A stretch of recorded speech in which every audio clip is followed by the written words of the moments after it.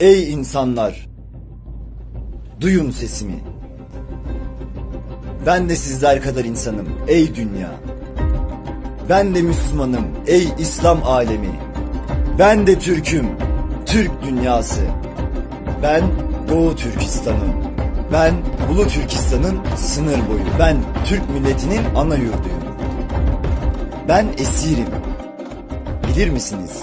Çin zulmü altında onlarca yıldır kan ağlıyor evlatlarım. Zindanlarda çürüyor alimlerim, masum çocuklarım. Onlar sadece Türk'üm dediği için, Çin zulmüne boyun eğmediği için esir. Zorla domuz eti yedirtilmek nedir bilir misin İslam dünyası? Ezanın susturulması ne demek bilir misin ey Müslüman?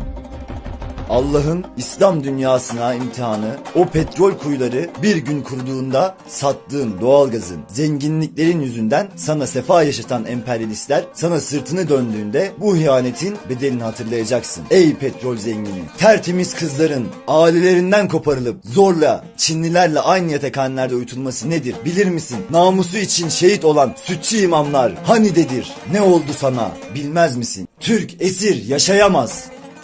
Uzat elini. Çok uzak değilim ben.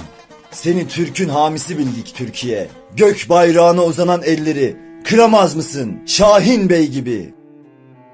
Ne cihana savaş aç beklerim senden, ne de yık alemi. Yalnızca ayağa kalk ve kükre. Tarih yazan gür sesinle. Değişsin bu kara yazgı. Dur de bu hayasızca akına. Çanakkale'de dur diyen iradenle. Kükre yeter Türkiye'm. Türkiye Doğu Türkistan'a hürriyet desin yeter. Doğu Türkistan'da, Kudüs'te, Kıbrıs'ta namusumdur desin devletimiz yeter. Sen yüzünü kardeşine dön Türkiye'm. Uzak değilim ben sana. Biliriz sen yürürsen melekler yürür ardın sıra. Sen yürürsen şehitler yürür. Çanakkale'deki, Sakarya'daki, Kocatepe'deki, Kıbrıs'taki gibi.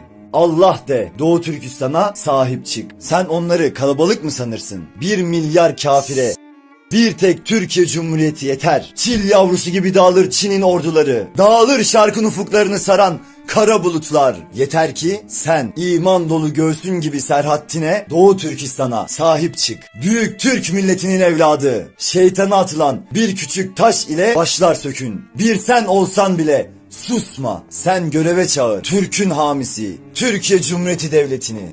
Ses versin insanlığını unutmamış tüm insanlar. Ses versin aynı gök kubbenin altında aynı kıbleye secde eden Müslümanlar. Susmasın tarih yazan büyük Türk milleti.